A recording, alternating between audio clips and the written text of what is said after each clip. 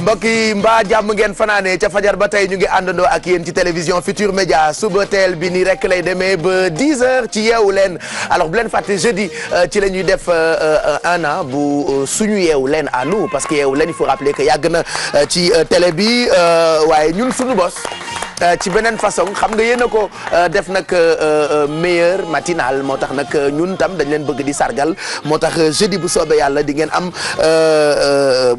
yeewu leen bu spécial 8h54 balaa ñuy dem fekki Nadine Diop pour wax ci web documentaire boobu nga xam ni ñu ngi ko jagleel jigéen yi dañuy ibi téléphone bi xool parce que sànq ba tey ñu ngi jéem a làmb waaye ñu ngi jégalu parce que xam naa ni ku ci nekk bëgg nga dugg pour ñu waxtaan ci yi leen di terale 88 628 22 22 wala 88 628 04 05 su fekkee am na ku nekk ci téléphone bi ñu jël ko léegi nii Mariama allo.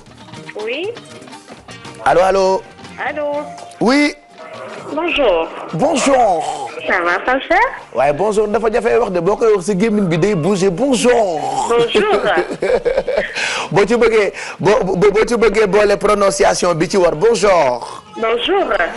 Comment allez-vous? Très bien, merci et vous? Alors moi souvent je fais comme une copine alors elle dafa mën a jaay maanaa comme Bijou Ndiaye à chaque fois buy wuy téléphone au lieu mu ne allo elle dit ñelo. waaw Ndiaye ak Diop la moo tax. oui ñelo. xam nga Sénégal dafa bëri bunte. waaw. ñelo. yow mbaa bokkoo ci rek. non déedéet man nag bokkuma ci. yow xam nga man doxuma ci ñooñu. waaw déedéet boobu moom du baax. waaw kay noo tudd. Mané Diop. Mané na nga def. maa ngi fi rek. pourtant am naa xarit bu tudd Mané Diop. ah. doomu Ayda Ndiong Mané Diop sama xarit bu baax. wax nga dëgg. xam nga Ayda Ndiong mu baax mi. bu baax sax. wallaay teral na ma ba tàyyi. dëgg la. xam naa bu jaloon jalam bi ne ko mësta may bu mu laal man du ma laal. waaw loolu de am na. waaw kay nga ni Mané Diop nga tudd dëkk fan. Rufisque. yaa ngi Rufisque. waaw. Dangu wala fan. fële këri kaw. ah këri kaw boo demee dëkkoo këri kaw ndax taaxi kaw nga bëggoon wax te Thiès. déedéet dama jëm këri kaw. yow dafa mel ni dóorkat nga yàq yaaraayam. alors Mané. waaw looy liggéey. man. liggéey bi man ak. da nga toog rek. waaw maa ngi. femme de ménagère wala femme au foyer. femme au foyer. c'est comme sama identité ñoom yaay profession ménagère. sama yaay de carte d'identité am looloo ci de profession ménagère. déedéet boobu nag bëgguma ko nag damay wut nag je suis à la recherche. mais lu ñu def ci sa identité profession. secrétaire. secrétaire de direction wala du directeur. de direction. yàlla baax na yónneel sa CV kii comme ça ñu wutal la liggéey. léegi xam nga nu may def ak yow. waaw. bàyyi ma jox la 25000 rek. waaye waxal lii waaye. juróomi junni yoo dafoo tey. ëpp na. est-ce que dina la arranger. waaw dina ma arranger nag bu doyul ma dolli seetal rek. ma dolli yu baax. ma dolli. boo doolee mu gën a neex. moo yaa pire jëlal 25000 yi te coupé ñu jox ñeneen. Mané kon yeewu leen may na la 25000. jërëjëf Pape Cheikh Diallo. kontaan nañ ci yow. ci kaw ci kanam rek. ci lu baax. ma la wax lii. waaw kontaan nañu. merci beaucoup. bul raccrocher comme ça ñu jël sa numéro de téléphone dégg nga. d'accord. merci et bonne journée. Aïcha bu amee keneen ku nekk ci ligne bi ñu jël ko laataa ñuy wax tuuti ci poste one qui a certainement di nga ñu wax ci orange tamit parce que Alfie Sophia la tudd mais yow orange nga tudd bijou comprimé. ban fi. xoolal buuba uy ma kaay ñu génne buuba studio bi vraiment nag quand même ah. da ngay wax mu lay def ay signes non. prends-nous buuba génn studio bi génnal studio bi génnal non buuba sors non tu sors dehors voilà on ferme la porte voilà vraiment il nous stresse quoi. waaw jël leen kudd ci noir. yow mën ngaa fay rek mu bëgg a takki moo ñu plongé non mais il nous fatigue il est toujours derrière à nous faire des sites.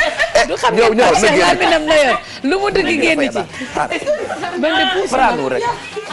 échelle jël leen Pape Cheikh ak échelle. kale ko ci bi waa kale ko waaw soxna nañ ci booba ah waaw kale ko voilà c'est quoi ces manières là. merci Pape Cheikh. non mais franchement. merci Pape Cheikh. parce que yaay produire émission bi gën a neex rek non mais. il nous laisse pas travailler tranquillement en fin de compte hein. merci Pape Cheikh. Madame Nadine. gan gi de tiit. C'est le petit frère à Youssou Ndour. J'ai vu. Mais il nous torture celui-là. C'est vrai? Ah ouais. Mais qu'il nous laisse travailler tranquillement ce mec. Non mais franchement. Non mais na Bouba arrêté quoi ah. Loo bëgg a wax mu taxaw fële ci ginnaaw. bul wax de. bu émission bi moo dee déraper sax. coupé. arrêté. soo reetaanee sax mu ne la non wàññi reetaan yi. soo sérieux mu ne la non wàññi sérieux bi. boo jëlu téléphone mu ne la jël téléphone bi non Bouba lan la. mu ngi wiiri Pape Cheikh. ba nga xamee ni mu ne ngeen ma bàyyi télé ba ma nekkoon non mais Bouba lan moo ko dal quand même boo taxawee ci Alfi mu ne non bul tudd farine bi bàyyil farine bi. waaw lii lépp loo ci mën nag yow loo ci mën ci lii. bon bu ma génn studio bi. il nous fatigue celui-là franchement. oui dafay lay. mais dañu bëgg a wax ci sponsor yi quand même. Alfi wax ci dàgg.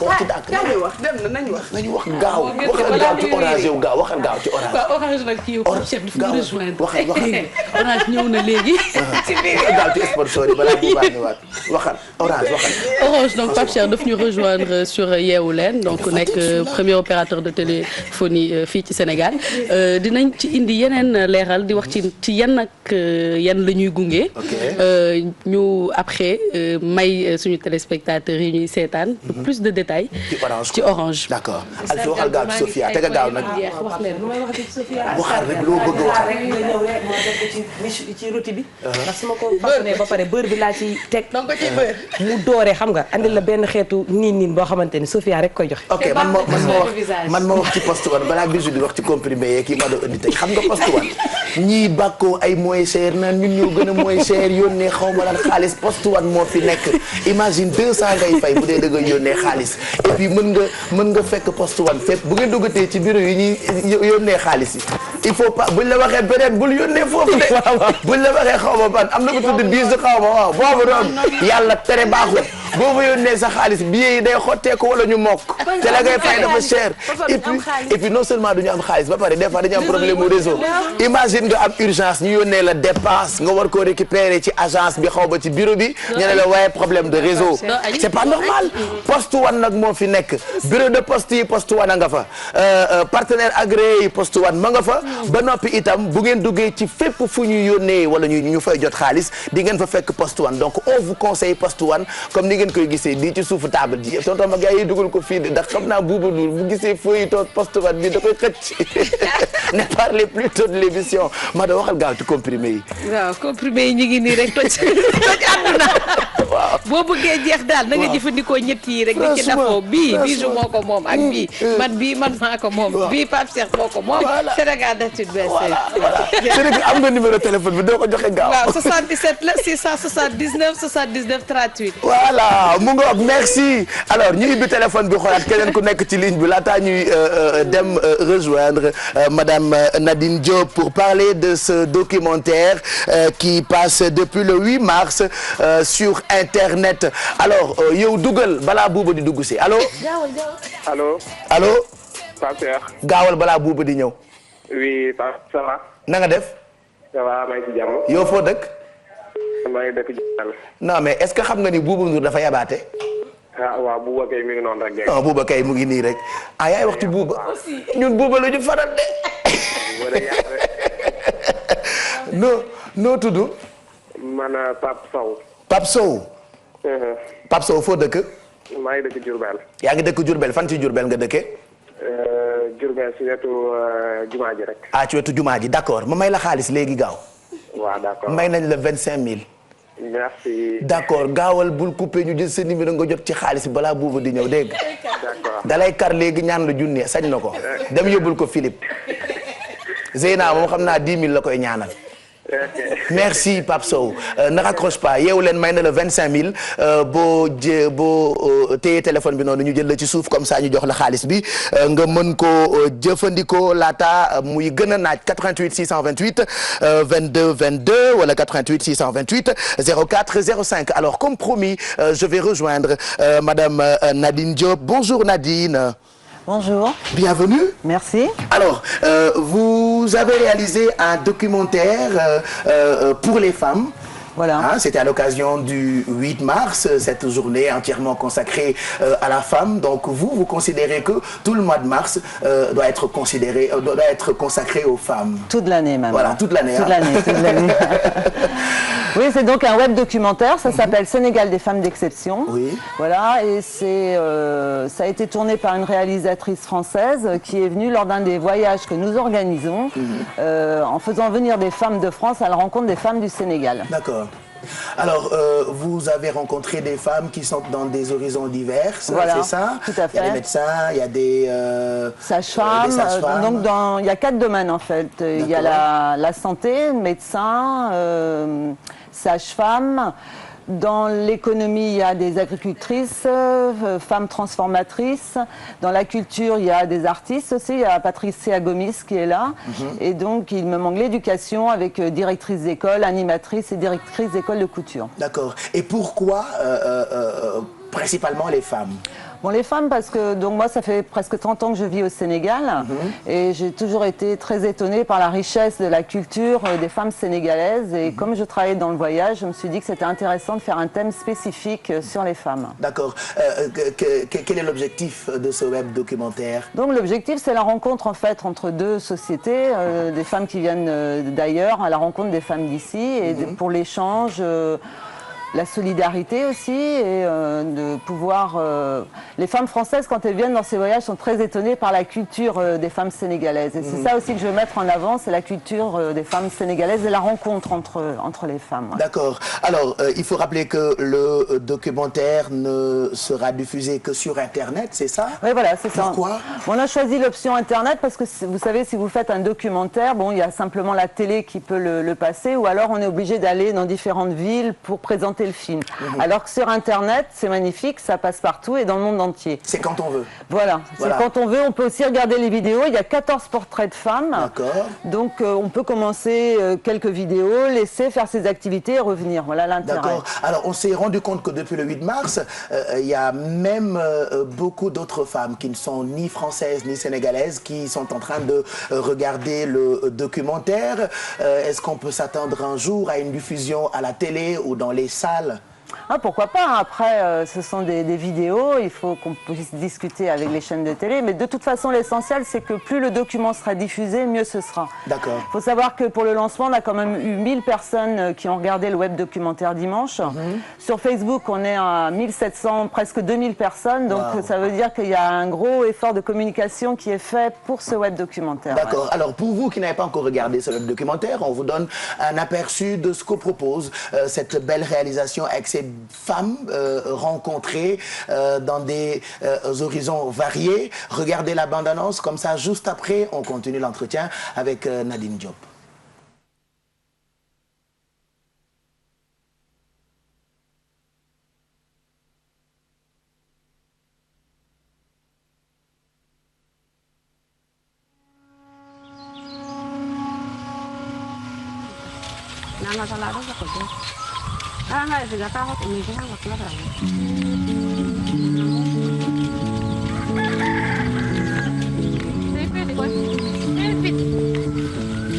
Ce sont des femmes qui sont ancrées dans la terre et qui sont solides.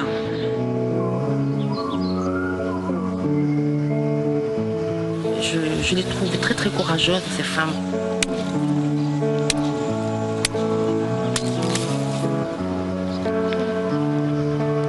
Pas de questions et elles avancent. Tout ce que peut faire l'homme, la femme peut le faire, et mieux même. On ne peut pas parler du Sénégal sans parler de la teranga sénégalaise. Et la teranga, c'est les femmes qui l'amènent. Tout le monde danse et il y a une espèce de partage, de rencontre, d'échange. Il n'y a pas de questions en fait. Moi je pense que l'art, c'est de ne pas baisser les bras. C'est elle qui nous donne envie de nous battre, quoi. On peut être tous acteurs à notre échelle. L'union fait la force. J'ai qu'un âme en avant, quoi.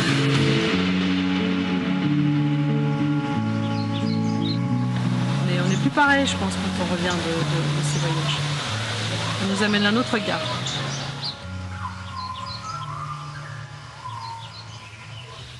Si je dois dire des choses sur la femme sénégalaise, on va y passer la journée. Voilà, plusieurs femmes donc rencontrées et puis voilà, regardez, c'est magnifique. Oui, c'est un très beau web documentaire. C'est très beau, c'est hein, très beau. Ouais. C'est très beau. Alors, est-ce qu'on peut s'attendre aussi à voir le documentaire sur des supports tels que des DVD ou est-ce que les gens pourront peut-être acheter ça et puis garder ça dans leur bibliothèque? Peut-être, mais pour le moment, c'est pas dans nos projets. Hein. Le projet, ça vient juste de sortir, donc on va vraiment le diffuser massivement et espérer qu'il y ait beaucoup de femmes qui soient intéressées par ce projet. Ouais. D'accord. En dehors de ça, qu'est-ce que vous avez prévu? Parce que on nous a dit que vous êtes dans plusieurs domaines d'activité. Quels sont les projets de Nadine et voilà, qu'est-ce que vous comptez faire, surtout pour les femmes, en dehors de ce web documentaire? Donc, pour les femmes et pour les enfants. Parce que donc on a créé une association qui s'appelle Chicanam en avant, qui construit et équipe des écoles maternelles pour les tout petits dans la région de Mbourg. Qu'est-ce que vous avez déjà fait? 3 écoles. Trois écoles. Voilà, c'est ça. Ce sont des maternelles publiques et parce que pour le slogan de l'association, c'est un bon départ dans la vie. Commence par la scolarisation des tout petits. Moi, je pense que c'est là qu'il faut démarrer et en même temps, il y a aussi des choses qui sont faites pour les femmes dans ces écoles. Ouais. D'accord. Et les gens qui veulent collaborer avec vous, comment peuvent-ils faire pour vous joindre? Sur le site internet, sur le web documentaire, il y a donc tous les renseignements, www.chicanam.org. Voilà. D'accord. Vous êtes au Sénégal depuis combien de temps? Depuis presque 30 ans. Mën nga togg ceeb? Ouais, mën naa togg yaasa bu neex te saf-saf. Yaasa rek nga mën a togg? Waaw, yaasa ak ceebu jën aussi. Ak ceebu jën ah? Ceebu jën bi noo koy toggee da nga ci def safal yëpp, da nga ci def géej ak yët? Waaw, yes. Ah ouais? Kan moo lay dëbbal nokkos bi? Man. Yow yaa dëbbal sa bopp nokkos? Waaw. Mën naa kay. Merci Nadine.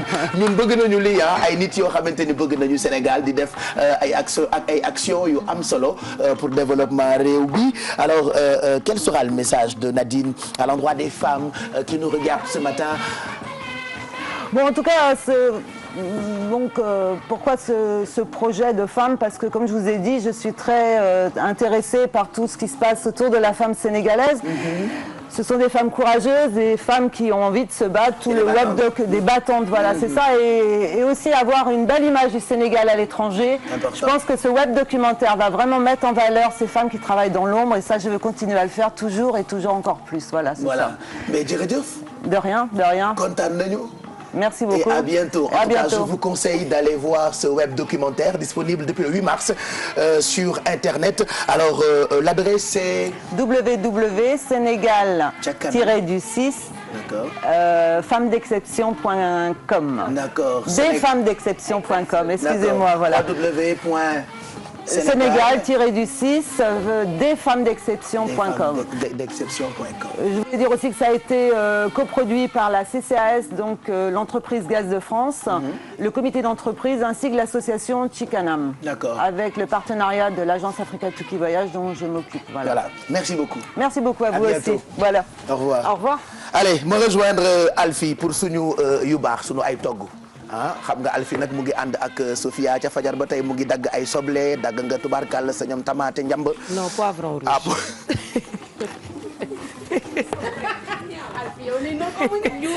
Tamaate njamb yi. ay yow rus na. ana buuba ngi ñëw de. buuba ñëw na. yow nag ndeke ku soxor nga yow. ay dama bañ rek gars yi ne la. bon xam nga lu la ciy fekk. ay ñuul. dañ lay ñuulal parce que dañ fi am ay xeer yu ñuul. ay ñuul moo la ciy fekk. damay bañ nga ni ma rek corrigé. ñuul boobu noonu c'est de nouveaux produits que nous avons. ñuul ki yaa koy jënd. Bisoy Faye Mado koy dem. Non Mado du ci bokk. ñu ñuulal la. moo la ciy fekk de. nañ ñuulal kële man. dina am la ci fekk de. Allez, on regarde spot bu Sofia mi ñu àndal juste après Alfie daf ñu proposer suñu rôti. mu ngoog ñu ngi àndandoo ak Sofia alors Alfie tey da nga ñuy proposer rôti. rôti de viande hachée. rôti de viande hachée. toujours ñu ci ànd ak les produits Sofia. muy margarine pasteurisée bi nga xamante dañ ko enrichi en produits laitiers. donc dina dem ci cuisine bi parce que su ma façonné rôti bi ba pare dama ciy capp ay noix yu ndaw. maanaam def ko ci plat bi nga xam ne mooy dem ci four bi entre autres am naa fi jonge Pape Cheikh jonge épice. épice bi. jonge super doré du mos. donc dama fi am beneen bi ban moo ciy poulet. lii bu orange bi. boobu de ni ma neexee. bii moom poulet rek ko tax a jóg. yow bii jar naa ma xëy ak a saf ginaar jonge poulet mi. ak soosu yaasa yeeg soosu. yenn saa yi ma jëndi ko de. waaw day relever goût. ok donc viande hachée bi dañ ciy jël rek def ci tuuti jonge.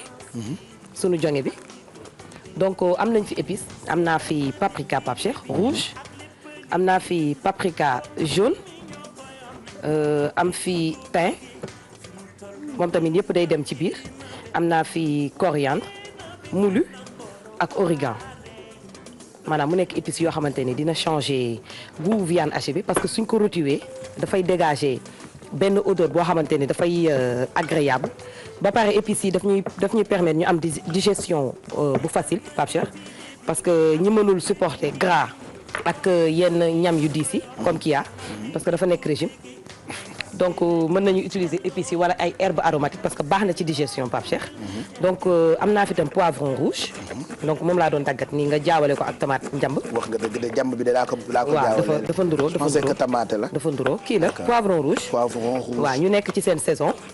donc ñoom tamit ñëw andi seen vitamine parce que 5 fruits et légumes la ñu wax donc légumes yi war nañ ko mën a consommer bañ a def yàpp bi kase ci four bi. rôti yu mel ni soo koy def mën nga varier légumes yi siy def maanaam jël poivron vert wala poivron jaune.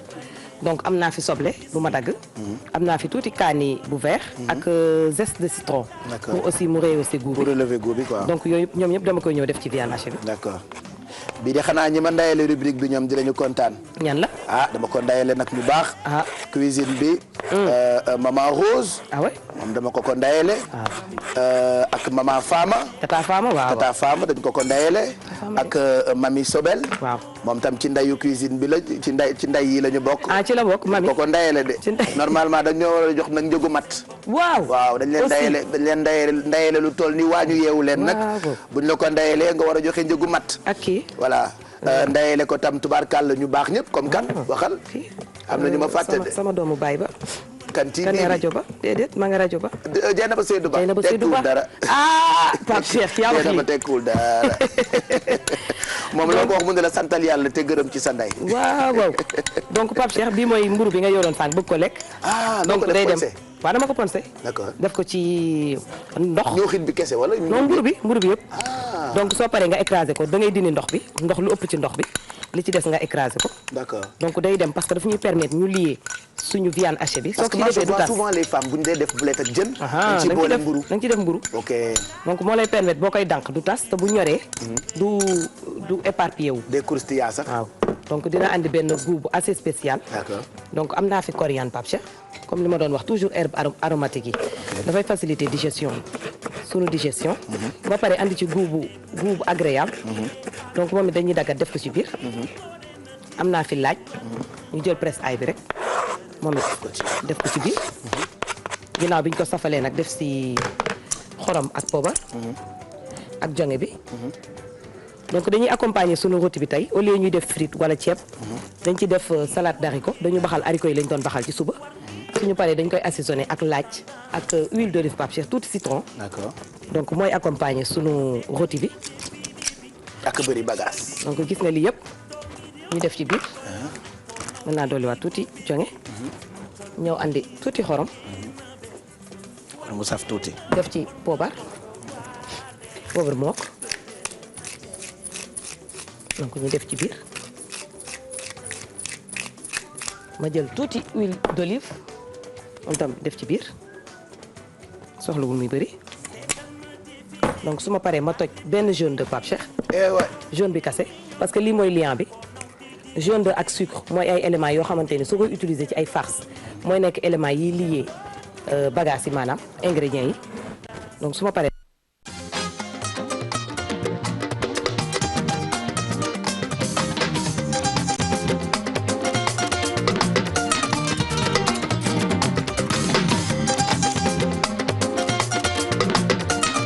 aywa woy wi dem na rétro na ngeen def ñu ngi ak yéen en direct depuis sànq ñu ngi jégalu ci dog-dog bi nga xamante ni moo am sànq ay xeetu mbotaan la ak pak yàlla ñu yàlla musal nag ci lépp luy fële ak bépp xeetu pak-pak waaw waaye ak kaw yàlla ñu yàlla musal ci kaw yow de xam nga kaw. dog naa ci tey maanaam mbër buñ fi daanati doore daane la kaw. te kaasoo dampaay. maa la koy kaas. mais bu ñu bul ma catu. bul ma catu. waay ki ñuy catu nag dañu ko génn waat studio bi. Bouba sors. non tu sors. Bouba tu sors d'ici. non mais Bouba di nga génn ma dëgg. Bouba di nga génn télé bool doo génn télé bi. di nga génn télé bool doo génn télé bi. di nga génn télé bi voilà yow yow. non man bàyyi ma dama soor. non yow dañ lay pini. yow 10 pompes fii Amina Poté 10 pompes voilà 10 pompes Amina Poté parce que yow yaa ñëw perturbé ñu yow da nga ñëw perturbé ñu. Bouba du gàtt na. da nga ñëw perturbé laa wax 10 pompes. 10 pompes 10 pompes 10 pompes 10 1 2 3 10 pompes 10 pompes 10 pompes pompe la pompe Amina Poté pompe 10 pompes 1 bi lii du pompe 10 pompes la ñuy wax 10 pompes 1 pompe 2 kii mu ngi yëkkati bi bon Amina génn nañ ko dàq Amina génn sors ba 10h15 nga ñëwaat voilà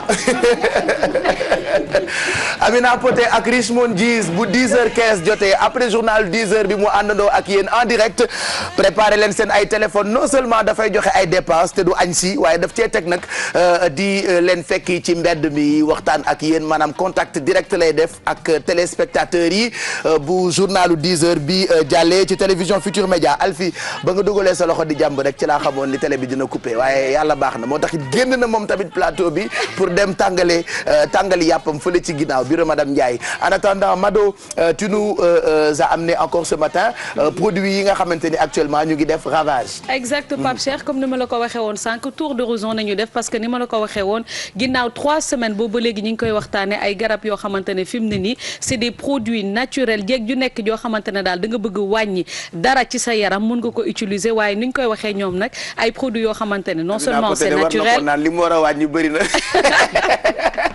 yaa wax lii waaye góor yi dañ koy jëfandikoo de borom yenn xeetu li ma wax ëpp na les tablettes de chocolat fondu. voilà et essayer exactement comme tu l'as dit léegi la dernière fois Pape Cheikh bi ñu doon wax on avait parlé. d'accord silence. d'accord kuy wax yow.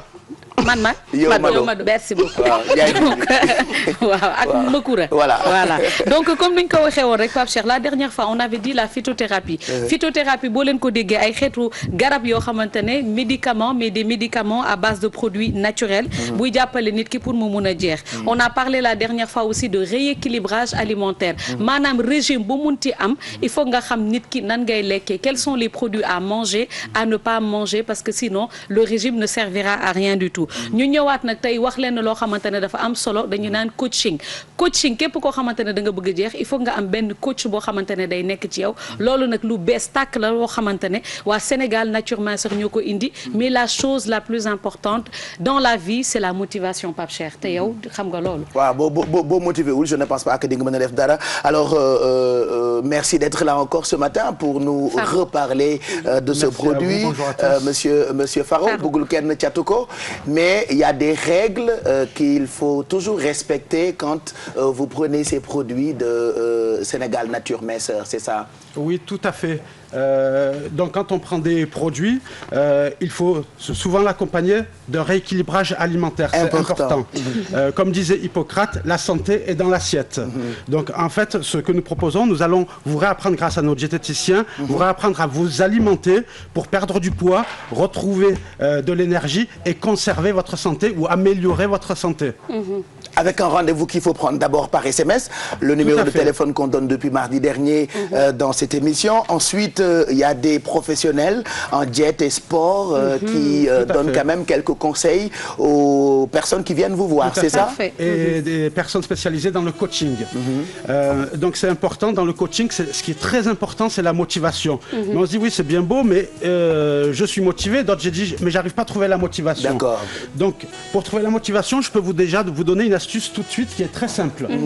Donc pour garder sa motivation dans le temps, et c'est valable pour tout dans la vie, que ce soit un objectif de perdre du poids, dans le travail, dans le niveau associatif, quels que soient les objectifs qu'on se fixe, il est important de connaître son vrai pourquoi, la raison pour laquelle on fait quelque chose. Et c'est quand on trouve ces vraies raisons internes, c'est les raisons pour lesquelles on va garder cette motivation dans le long terme. Ah, d'accord. Donc le conseil que je peux vous donner, vous prenez un papier, un stylo, et vous allez noter les 5 raisons les plus importantes pour lesquelles vous voulez perdre du poids. D'accord. Vous les Maanaam notez. bind ci kayit ni lii moo tax ma bëgg a jeex. lii moo tax sama wér-gu-yaram moo bëgg a tax ma jeex. ak lii ak laa ak lële. nga bind ko sur papier. Après ça te permet d'être bien motivé avant de venir vous voir. Une fois qu'on a marqué ces 5 raisons, il faut les classer par ordre de priorité. Et il faut les relire chaque matin et chaque soir avant de se coucher. Le matin au réveil et le soir en se couchant. Ça va rentrer dans l'inconscient, ça va rentrer dans le cerveau. D'accord. Et c'est ce qui va faire qu'on va garder cette motivation. Parce que souvent, quand on fait quelque chose, après on oublie pourquoi on le fait. Et ça, on va se le rappeler chaque jour. Chaque jour. Et c'est ce qui fait qu'on va atteindre ses objectifs. Ça, c'est très, très important. D'accord. Alors, Pape Cheikh, comme nous on avait fait un round-up pour mais ce qu'on va faire, parce que Lolo Gene Sokhalniti, tu le dis tout le temps par SMS, mais on va redonner le numéro de téléphone qui est le 77 679 79 38. Donc, Bolen Woté, numéro Bobo, je le reprends 77 679 79 38 boo leen ci wootee di ngeen jot kenn koo xamante ne il va vous dire comment prendre les médicaments, vous conseiller et vous serez plus apte à vouloir prendre les médicaments ba pare suivre seen indication. Et puis on va vous laisser le soin pour terminer de nous présenter les produits par benn, un par un. Donc dans un premier temps, ce qu'on appelle, il y a le physio essentiel minceur. Alors le physio essentiel minceur, c'est ce qui permet de brûler des graisses, ce qu'on appelle dans d'autres termes un dégraisseur. En fait, c'est la meilleure, je le répète, la meilleure façon de perdre du poids reste par le sport. Quand on n'a pas le temps de faire du sport, vous pouvez prendre le physio essentiel minceur, qui est un dégraisseur. Ensuite, il y a le draineur, le physiodraine. Le physiodraine, ce qui va permettre, une fois qu'on brûle les graisses, il faut pouvoir les évacuer. Donc le draineur va permettre d'évacuer les graisses, de nettoyer au niveau du foie, des reins. Et une fois que le foie et les reins sont nettoyés, vous allez pouvoir éliminer efficacement. Le dernier. Et enfin, le Prodigest. Donc le Prodigest qui se permet d'améliorer la digestion. Donc quand on se sent ballonné après le repas, c'est à ce moment-là on voit où on sait réellement si on est ballonné ou pas. Le Prodigest va permettre de diminuer les ballonnements au niveau du ventre après les repas. Alors juste dire aussi que le coût n'est pas du tout cher maanaam jafewul dara pour am ko yomb na mais comme on vous a dit il faut toujours appeler ou bien vous pouvez donner le coût en direct. Donc au niveau du prix ça dépend mais en général un programme commence à 25 000 et ça peut aller jusqu'à 100 000. Donc il faut savoir que le prix d'un diététicien en moyenne c'est 25 000. C'est offert, vous pouvez avoir autant de consultations que vous voulez dans le mois. Donc si vous appelez une fois par semaine pour la consultation diététique, vos 100 000, ils sont déjà amortis une fois par semaine. Si vous voulez, pardon, une fois par semaine.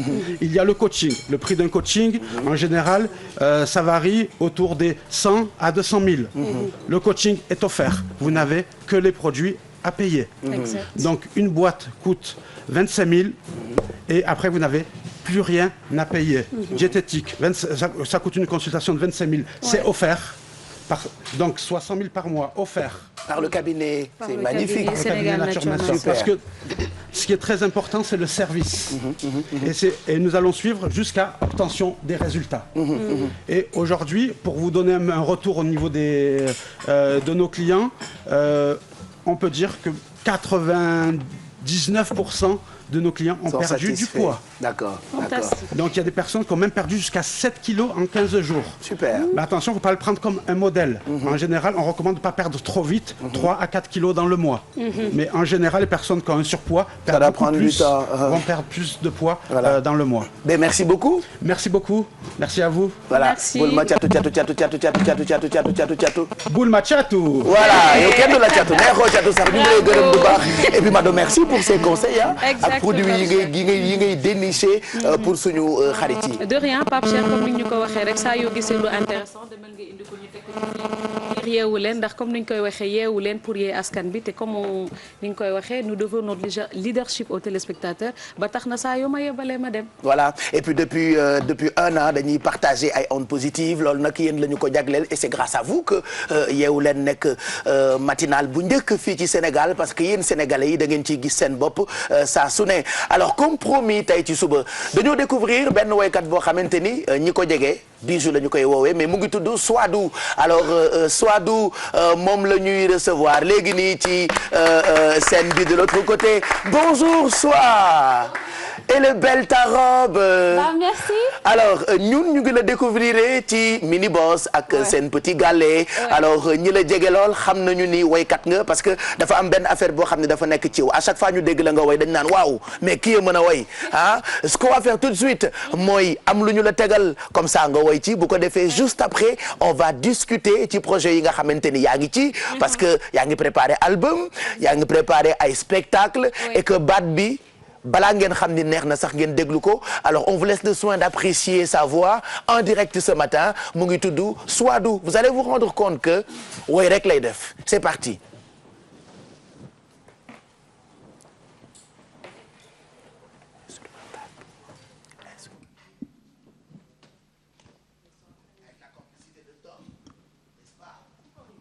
bëgg naa xale bu dégg lool nag.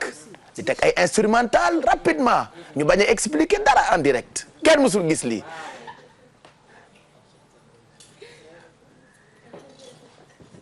Swadou waay waaye da nga rafet sax gis nga sa robe bi ni mu rafetee. waaw un peu. waaw c'est très beau et moom la gars yi xewal. waaw quand même. waaw j'ai vu que même góor ñi ñu démb def naa ci bu baax sax mais c'est dommage que jotu ñoo joxe numéro téléphone bi loolu moom dinaa ci kiil Khadija d'affaire fat téléphone bi fay da dégg dafa désassé kenn musul gis loolu dañ ma catu dañ ma catu allez on découvre la belle voix de Swadou tout de suite ci yeewu leen bi d'abord daf ñuy defal a cappella comme ça ñu xool neex tàngaayu baat bi d'abord demal. Now you're my baby for life and forever I'm your wife. Oh, it's true. Yeah, it's true. Bis ni ki tey yaa ma moom si signé tu es mon homme. Ah, hey.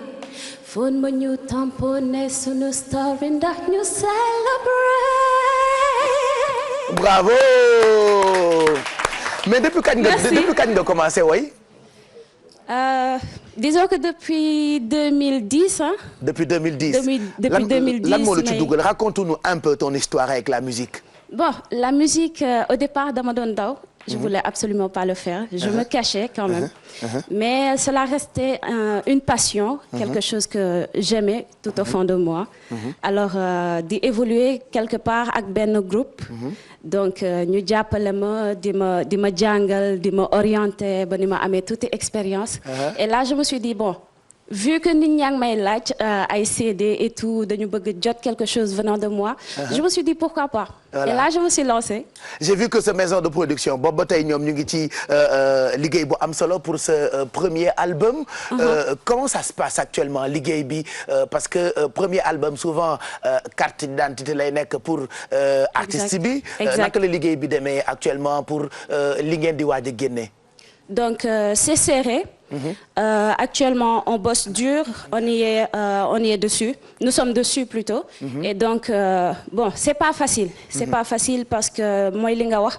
Album moom mooy première identité et donc pour nga joxe première identité bi va falloir sortir tout ce que l'on a, présenter bon jusqu'où est-ce qu'on peut aller. Et bon ñu ngi ci daal ñu ngi liggéey ñu ngi xaar daal lii ñëw. ñu xool ba xam ndax di ngeen ko apprécier ndax dina leen neex. Lan moo gën a metti pour l'instant ci liggéey bi comme c'est une première. Répétition yi c'est dur parce que bon boo nekkee ci box bi tu as pas mal de choses à présenter, tu as pas mal de choses à sortir. Et donc ak embarras du choix boo deful ndànk rek da ngay daal di jaxase liggéey bi. Donc yoon la et donc processus boobu moom la ñuy topp di def ndànk-ndànk di enregistrer ce qui doit sortir, ce qui est sûr de plaire quoi. voilà donc Souadou la tudd kaay nga rejoindre ñu fii nga toog ñu waxtaan tuuti après di nga ñu wayalaat juste vous rappeler aussi que mën nañu jël benn téléphone ci 88 628 22 22 bu leen fàtte combat bu mag bi nga xamante ni ñu ngi koy préparer le 5 avril le choc la ñu ko tuddee choc ngay envoyé ci 24 500 CHOC boo ko yónneewee mën nga gagné ay enveloppe yu toll ci 100 000 mën nga am ay entrée VIP pour combat bi mën nga am itam ay téléviseur smart mën nga am itam ba jackpot bu toll ci 1 million donc loolu pour Eumeu Sène la ak Balla Gaye 2 waaye léegi ñu xool ku nekk ci ligne bi en attendant de retrouver les internautes allo. allo. allo. allo. oui. Boubacar. waaw kooku. sa papa moo del si waat de Cheikh Faye. ah papa keroog du may naa la. waaw mais affaire bi kiiwul de. papa mbaa du affaire bi dafa jeex. waaye yàgg na. ah papa keroog may naa la juróom nag papa loo def ci 25000 yi papa. 25000 yi de xanaa wut ci benn papa kenn. ah papa 25000 du semaine bële la woon. ah waaw mais semaine bële la kay mais. papa da ngaa bëggaat. loolu kay dem ci xam nga julli naa fajar te dinaa julli waat ci baax. c'est dommage que dégg jëlo bu baax papa waa léegi papa kon da nga bëgg ñu mayaat la juróomi junni. waaw ma ne lu baax du doy. waaw lu baax du doy moos mais papa. waaw 25000 yi mbaa demoo ci dibiteri. non loolu. mënuma lekk bay njaboot bi. dama am sama benn père boo xamante ni Baye Libaas mu Adja Banne yenn saa yi dañu toog ci kër gi mais day jékki-jékki ñu koy laajte di ko laajte mais dibiteri bi nekk ci bopp koñ bi saa yi ñu demee fa lañ koy fekk mu toog te ba mu xëyee dafa ne dafa banque. mu sant wala mu sant Diallo. léegi papa. waaw da nga bugaat. dama bugaat kay. papa yeewu leen mayaat na le 25000. yow yaa ko moom bul raccrocher comme ça yow xam nga fi ñuy jaar ak yow ñu jëlaat sa numéro téléphone yónnee la xaalis bi léegi balaa naaj dégg nga. waaw d'accord. waa kay bu ñu fàtte ci ñaani nag papa. yéen it bu leen ma fàtte mukk. yow neexoo fàtte papa. yow kay yaay papa bugaat papa dabaa bugaat. jërëjëf ñu ngi lay gërëm bu baax bul fàtte nii dañuy jël sa numéro téléphone ci ginnaaw comme ça nga mën a jot ci xaalis bi ñu la jagleel Mamadou Mouhamed Ndiaye itam mu ngi préparé wu ci ginnaaw pour revue de presse bi ak yéenekaay yeeg ni nu xëyee tey on va enchaîner avec les coups de cœur démb la ñu ko diggee woon ak yéen waaye tey dañ ciy ñëwaat parce que bëri na ci ay woy yoo xamante ni souvent on découvre ça grâce à Bijou. alors Pape Cheikh États-Unis dañuy commencer voyage musical bi ak Big Sean en featuring ak Drake ak Kanye West bi nga xamante ne moom fu mu toll mi ngi ci buzz son bi ñu génnee ci dernier album mu Big Sean lay génn bu tudd Dark Sky Paradise benn rythme bu saccadé la am basse boo xam ne dañ koy sentir bu baax et puis ñoom ci clip bi li ma ci gën a jaaxal mooy dañuy féliciter seen bopp ci tekki bi ñu tekki ci àdduna ak tekki bi ñu tekki ci seen vie privée donc di wax que ñoom ils ont réussi ils ont le summum donc dañ koy wax ba pare il remercier le ciel parce que nee nañ yàlla kese moo leen ko defal c'est un clip très très simple noir et blanc lañ ko defee nekk en studio ak un peu de fumée derrière mais puisque paroles yi dañ fort loolu kese doy. Il cartonne actuellement aux États-Unis. kii bu ñu dëgg du ñu yëgal ñun ñoo ngi woon ci leneen. donc Bijou excuse-moi Souadou tu me disais qu'on l'appelle Big Sean. Big Sean. waaw parce que anglais la. anglais bi waaw Sean lay wax. donc actuellement la vidéo 6 jours. quand ça l'arrange. waa jaa ngi kii gën a intelligente ci xale yi jigéen yi ma xam ñëpp. ka ngay wax waa jaa ngi toog léegi bu ñu jógee ci Big Sean wax ma fu ñu jëm déglu leen ma ko bu baax.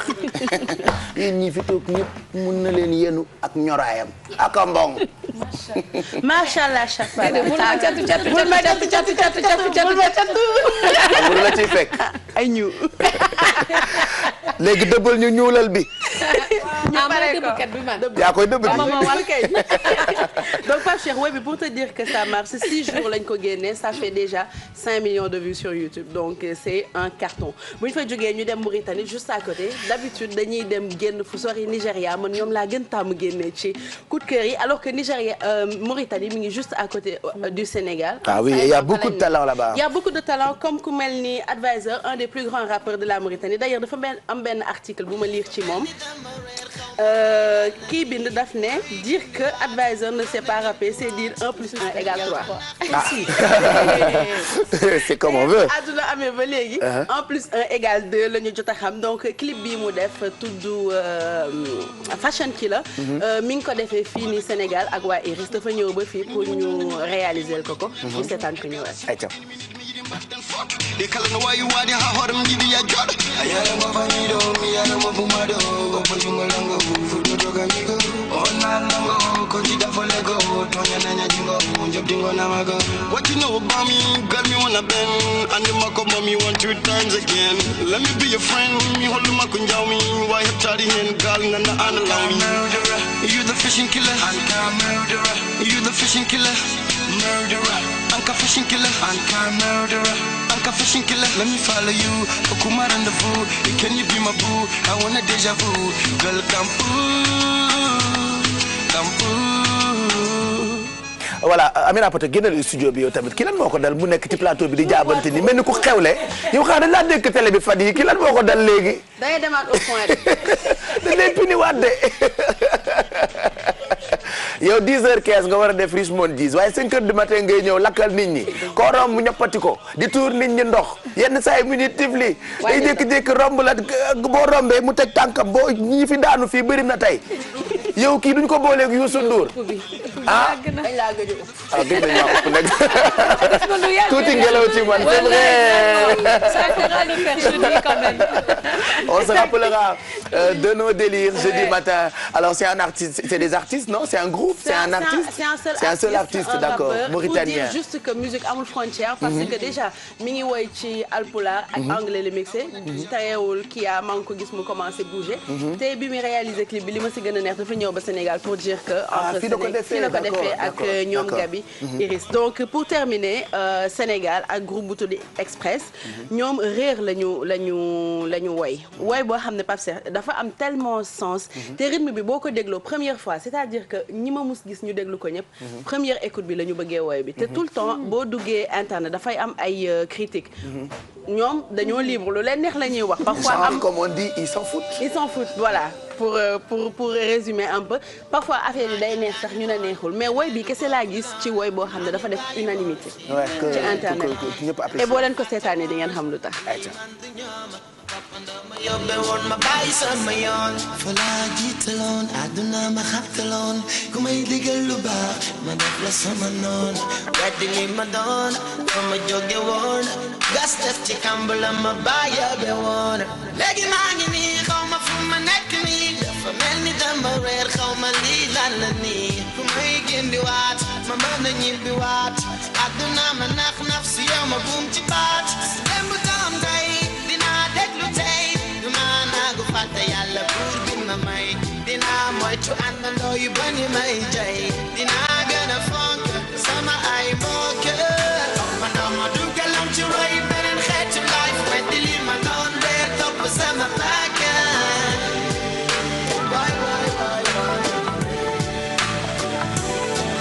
léegi dem naa ba xamatuma Express le groupe bi tudd c'est ça j'ai envie de les inviter sur le plateau Pacha parce qu'ils sont très très talentueux woy bi ñu woy dafa am sens parce que je pense que li muy wax histoire bu mën a dal nit yu bëri la que nga nekk Sénégal wala surtout nga tukki parfois nga dem ba fàtte fi nga jógee yu bëri génn sa xel nga réer moom nag dafa réer ba nga xamante ne am na yum ci jànkonteel donc mu def retour aux sources pour dem jàngiwaat parce que fin woy bi daara lay dem fekk fa ay xale ñu toog mu dem toogaat fa pour jàngaat pour rappeler wu yi mu fàtte woon ci vie wam buuba nag nee na woy bi woyam la kon dédicace à toi duñ la génne waat dégg voilà et puis Diourbel bëri na ay talent entre autres Black Diamond maam As sunu xarit la ñu ngi koy nuyu bu baax parce que moom tamit waa Diourbel la et puis dafay représente Diourbel bu baax merci Bijou pour ces coups de cœur normalement si on a du temps on va lire vos commentaires ci page officielle Facebook bu Yeewu Leen Mamadou Mohamed Ndiaye gi mel ni mannequin uy ko taxawaay bi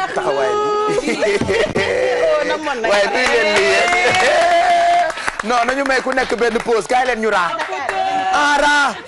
na raay jub mu may ñu photo soit du ñëw leen ñu raa ku ne benn photo dañu may photo balaa naaj Pape Lam kay tax bis kay tax ra Pape Lam may photo ra Pape Lam ñëwal nii nga photo ñu waaw waaw Mohamed Ndiaye balaa ngay ñàkk jot may ñu pause rek ndax dañ lay gëj a gis yow da ngaa gëj yeewu leen di raa yi jub na yow yaa ngi filmé raa bi ayta par kenn non par kenn voilà Pape Lam ñëwal non may ñu photo rek nag jarul dosé bi voilà merci na keneen dem voilà nu ñu may ku ne benn photo nag voilà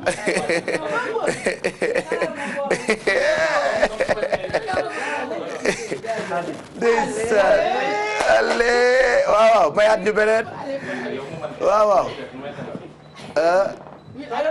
mayala leen ñu Pape Lam ci la bokk waaw ayca waaw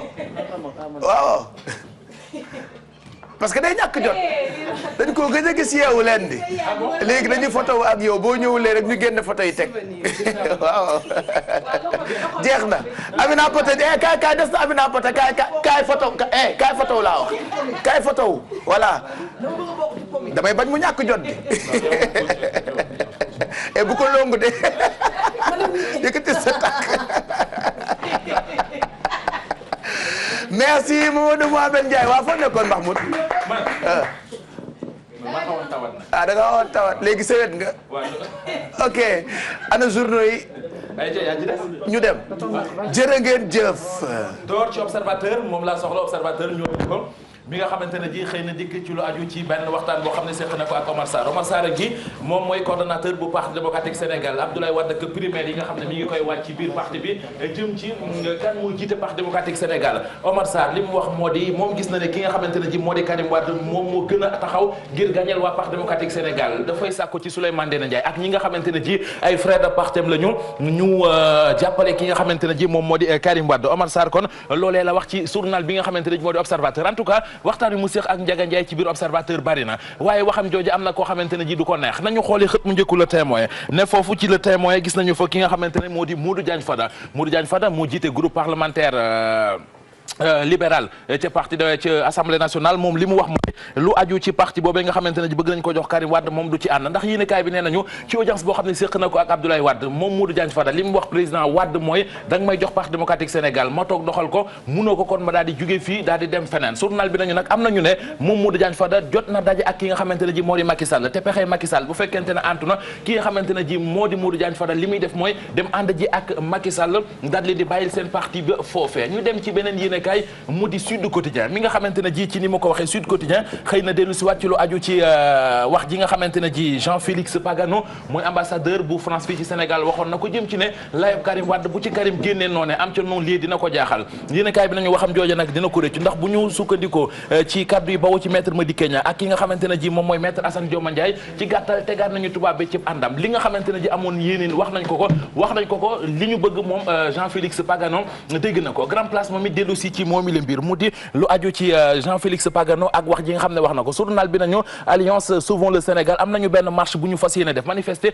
ci buntu ambassade bu France ngir di ñaawlu wax yi nga xamante ne ji tubaab bi wax na ko dañoo gis ne tubaab bi dafa wàcc ab àndam quotidien leneen la gis ndax nee na Jean-Félix Pagano ak wax jooju nga xam ne wax na ko bu demee ba sañ a wax ci Abdoulaye Wade bu demee ba sañ a wax ci doomi Abdoulaye Wade c'est parce que Abdoulaye Wade moo ko permettre ndax moo doon sàkku ci ñu juger doomam fi nga xamante ne ji moom moo di France wala kon ci États-Unis Walfadjri xëy dikk ci diggante Abdoulaye Wade mu di waa Wadeen ak ñi nga xamante ne ji ñoom ñooy waa France diggante baak na mu demee nañu xamante fa ñu doon jaar loolee lépp yéenekaay bi di Walfadjri kon xëy na jëlu soit mais le quotidien ci la ñuy Walfadjri kon mi ngi ni li la wax ci lu aju ci diggante Abdoulaye Wade ak Karim Wade ak Sindiély Wade ak Viviane Wade seen lëkkaloo seen jëflante seen nekkin ak réew bu France ma dem ci libération mi dikk ak ñun ba léegi ci wàllu yoon libération dafa xëy dikk ci lu aju ci li nga xamante ne ji moom mooy El Hadji Mbaye Ndiaye ASECNA autorisation la ko cour répression enrichissement illicite jox ngir mu génn réew mi waaye journal bi nañu tribunal bañal na ko la ñu defaloon Bouba Bourgi loolee kon la ñu ko defal ci gàttal dañu ko bañal li nga xamante ne ji moom moo di génn gi réew mi quotidien génn foofu yëpp xëy ci leneen diwaanu Ziguinchor ak 600 millions yi juróom-benn téeméeri millions yoo xamante ne ji yéenekaay bi nee nañu dañu ko waroon a jàppale jigéen ña foofee mais nar naa tas Ziguinchor ndax la fa am moo di gars yi dañ ko bëgg a politique am ci jigéen ñoo xamante ne ji ànduñu ci kiñ ci tuumaal nag moo di Doudou Kam mi nga xamante ne ji moom moo jiite FONGIP populaire laa jëm jeexalee fa ak lu doy waar yéenekaay bi di populaire dikki ci mu di loo xamante ne ji journal bi ne nañu ca Grand Yoff la xewee benn liir daal la ñu fekk ci néegu yaayam ñu dugal ko ci benn mbuus yéenekaay bi nañu bi ñu ko yëgee gars yi daanaka kan ñëpp dañu tàggoo ak seen sago Pape. jërëjëf. ay wax yu rëy rek ngay wax. Pape bi ban studio la. fii de mooy studio 22. fi nga ma indi. maa la wax li ah booy boobu te kat pare gu ñu de. xam nga semaine bi yeewu leen suñu yeewu leen am na 1 an. à partir de semaine prochaine dañuy dem studio 45 xanaa dégg nga. ben merci et bonne chance. ñu ngi lay ñaanal et puis boo déglu tu peux rester là-bas mën nañu am yaakaar ni Sénégal amuñu mbalax kese wala rap kese wala acoustique kese am na yeneen genre musique yu fi nekk ak des artistes qu'il faut. musique bu mën a tukki. waa Nigéria. seen musique yëpp nuro defuñu fi lu extraordinaire et ñu ngi cartonné li nga def nii yow kay waxuma la ba mu koy jël ma manager rek te nga bàyyil ma maman ma la nga ànd pata bële maa ko yar waaye léegi dafa màgg léegi di jaay jeune femme jël ma dégg nga Mado plutôt xam nga lu ñuy def jël ma dégg nga waaw ndax yow sa musique bi day tukki dinaa def loolu non c'est vrai sa musique bi dafa ànd ak tukki yow da ngay dem inchallah Suado sa musique bi dafa ànd ak dem de. on espère de. ban message ngay jox sa fan si lay seetaan ak rendez-vous bi par rapport ak album bi parce que ku déglu lii yàkkamti album. alors d'abord di leen remercier ñoom. parce que single bu génn album génnagul. ñu def ci dévotion génn ci nii avec tant d'amour de soutien c'est énorme. donc maa ngi leen di remercier bu baax di leen wax tamit ne ils seront bien servis. voilà parce que Sénégal. d'accord mbalax bi moom la ñu am dafa mel ne sunu hymne. mais am na yeneen te yeneen yooyu ñuy def tam dinañ jël sunu instrument. muy sunuy kora di sunuy tama. di sunuy lépp. alors mixé ko di ci def à la James Brown à la Michael Jackson di varier wane tamit sunu bopp daal à la Youssou Ndour waaw loolu moom on espère bien le faire. merci et bonne chance. merci beaucoup. voilà ñu ngi gërëm Souadou ñu ngi koy ñaanal bu baax parce que fierté la pour waykat yi fi nekk que lu ne am na fi alors ñu ngi jeexal nag yeewu leen bi 10h05 moo jot bu leen fàtte ni programme bi promotion wam dañ ko amal ci permanence ci kanam Kebs moo ñuy wax naka la programme mu tey bi di tëddee Amina Poté ngi préparé wu pour Richmond Gis alors souhaiter un bon anniversaire à ki nga xamante ni moo di Soxna Pay nag mu ngi Italie ñu ngi koy ñaanal di ko souhaiter un bon anniversaire Aïda bu head office moo fi jaar di ko béggee am na itam yeneen anniversaire yu ñu am tey Mado. ku mel ni suñu benn internaute mi ngi tudd Kounadi Ka waa Tambacounda la moom tamit ñu ngi koy souhaiter happy birthday. c'est aussi l'anniversaire de notre petite sœur Fatou Bintou Zahra Thioune c'est de la part de sa maman Maysa Mbaye ak papa Massata Thioune depuis Rufisque Diokoul alors ñu ngi koy souhaiter un bon anniversaire voilà à demain Mado merci à demain après demain kii ma grand-mère Pape Cheikh waaw ba ma ne pat di la ko laaj waxoo ma dara de non dama foogoon anniversaire voilà donc suñu maama waaw mu tudd Salma Diop naar la maamu naar la mooy maamu naar bi mooy maamu naar bi seetaan de fajar lay mooy maamu naar bi leen xool voilà anniversaire à nous jeudi la ñuy célébrer suñu anniversaire mu ngoog merci bisous merci Alfie suñu rôti pare na bonne j'adore ça voilà non Kebs du lekk Poté du lekk yow xanaa dañoo def nga ñëw di xaaraan yow tamit Amina Poté waaw kaay jël waa on vous souhaite une très bonne journée di nuyu itam Isma Ndiaye suñu xarit la ak Aïda bu head office ñu ngi koy nuyu bu baax di leen fàttali rek ni léegi nii dañuy dem ci beneen studio bi àndandoo ak Fatima Ba Diakhaté pour journalu 10h bi merci tonton Mac merci Pape Samba merci à tout le monde ba suba inchallah sinon maa ngi leen di jox rendez-vous léegi nii bu 11h jotee ci rajo Futur Média maire Pathé Samb ñu ngi lay nuyu bu baax.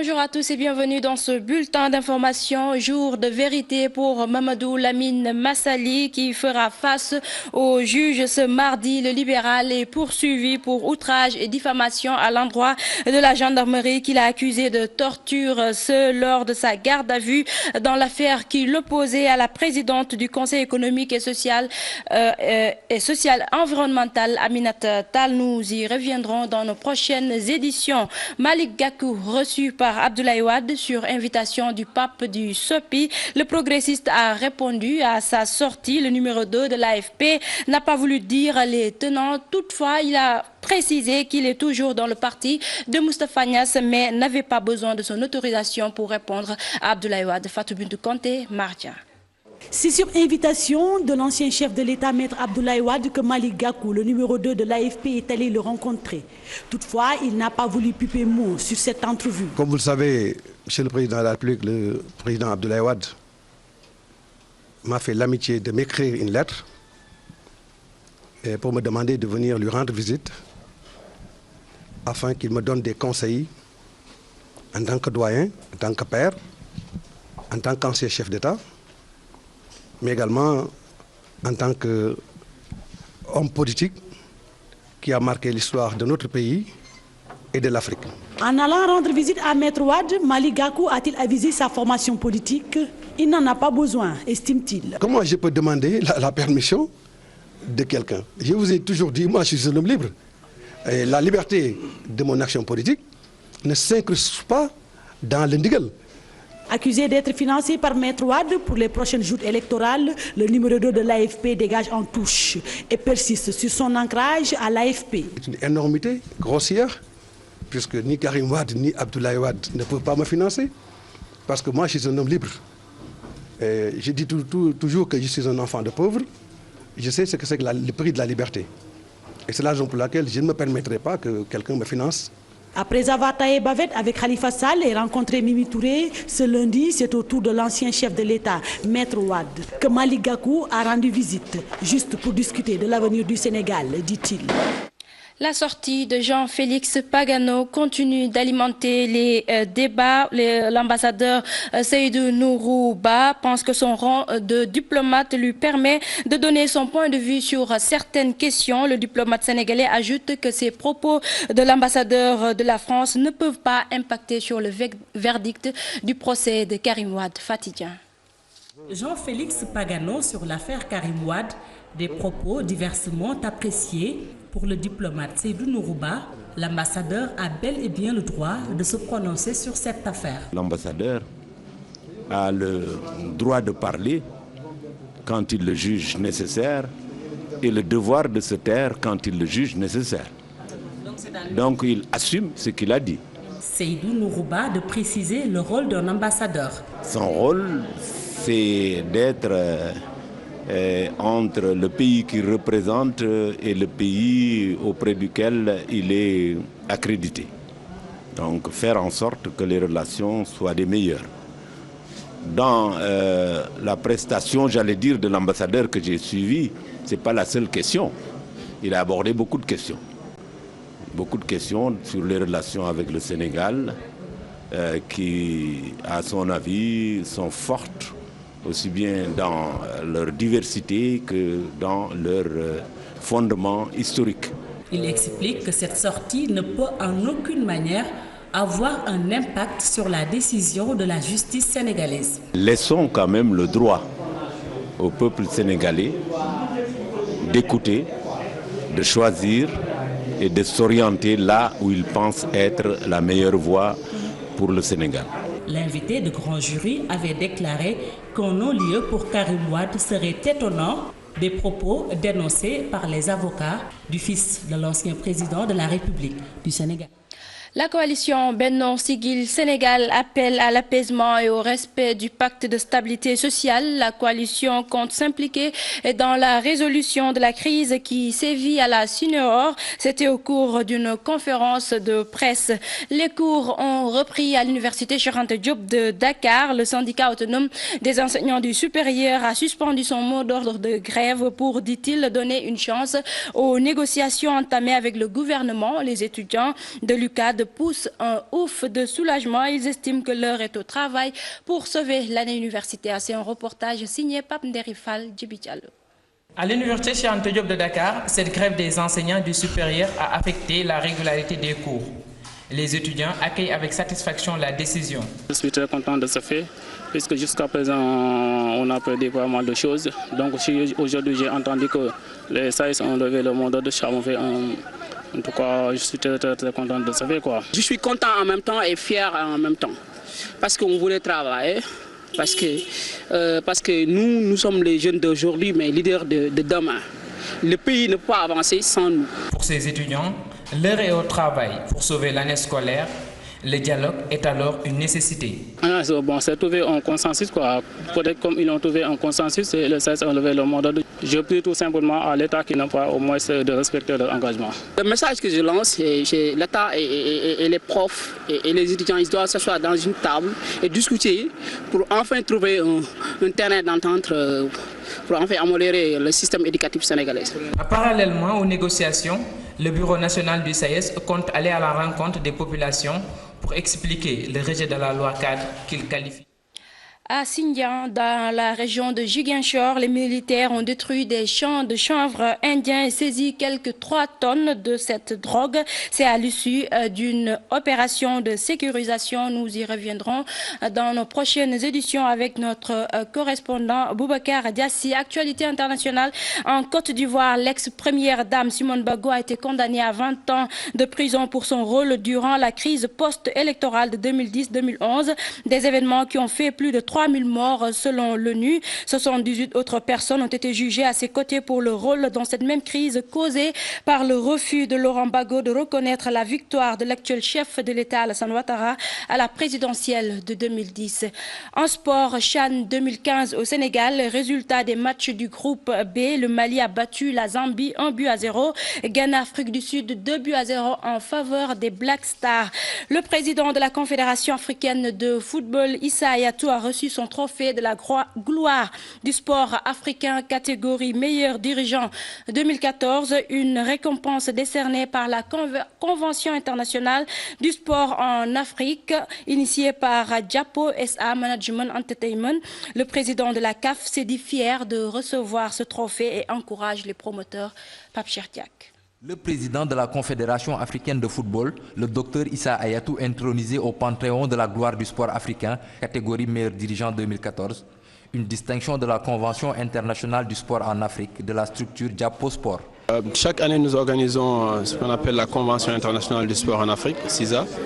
Et depuis 2007, nous avons créé le Panthéon de la gloire du sport africain. Et donc, l'année dernière, lors de la 8e édition, le jury avait choisi M. Issa Hayatou, président de la Confédération africaine de football, dans la catégorie dirigeant. Une récompense attribuée au président de la CAF pour sa contribution au développement du football africain durant les 27 ans qu'il a passé à la tête de l'instance fêtière. Le travail individuel qu'il a fait au niveau de la Confédération africaine de football, qui est aujourd'hui une véritable manne financière et qui organise des compétitions régulières, des formations. Et c'est dans ce sens aussi que nous voulons toujours reconnaître des gens qui ont contribué au développement du sport en Afrique. Le récipiendaire s'est déclaré fier du choix porté sur sa personne et encourage les initiateurs du trophée. Je suis très fier de le dire, vous nous encouragez et il revient à la famille sportive, à la famille de la CAF, de vous retourner le ballon, que vous soyez fiers, que vous vous rendiez compte un jour ce que vous avez fait a contribué à développer le sport dans notre continent. Le Panthéon de la gloire du sport africain est une récompense décernée à des acteurs pour leur apport dans le développement du sport dans leurs disciplines respectives. Le président de l'IAF, Lamine Diack, et le juge Kéba Mbaye ont été parmi les précédents récipiendaires. Pape Cherdiak, merci. C'était là l'essentiel de ce bulletin d'information. Merci de l'avoir suivi. Je vous laisse en compagnie de Keps Thiam dans Permanence. Keps, maa ngi lay nuyu. maa ngi lay fay Fatima. kontaan di wax ni Permanence a ngi ñëw ah. waaw mi ngi ñëw léegi. ma bàyyi la nga gunge téléspectateurs yi ak programme yi. Absolument dañ leen di gunge ci télévision Futur Média juste après lii rek. D'accord. Merci Fatima. Merci beaucoup et bonne journée à tous.